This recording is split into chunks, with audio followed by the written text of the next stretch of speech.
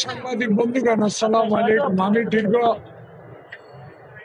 9 দিন পর নির্বাচনে এলাকা থেকে আসলাম। মনের টানে, অন্তরের টানে দেশবাসীর দোয়ার জন্য, শরীর হওয়ার জন্য আজকে আমি নিজে এখানে শরীর হলাম। আমার নির্বাচনী এলাকা নয়, শুধু সারা বাংলাদেশের পাড়ায় মহল্লা, মন্দিরে, মসজিদে দোয়া প্রার্থনা হচ্ছে দেশনেত্রী বেগম খালেদা জিয়ার জন্য।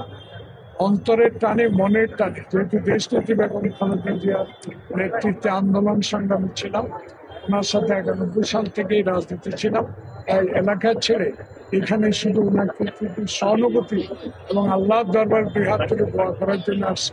আমি সেখানে আমাদের জাহিদ সাহেব সবকিছুই স্বাস্থ্য খাতে আপনাদের সাথে কথা বলে। আমি এমন কিছু বলতে পারবো না, যেহেতু আমি ওনার কাছে যেতে পারি।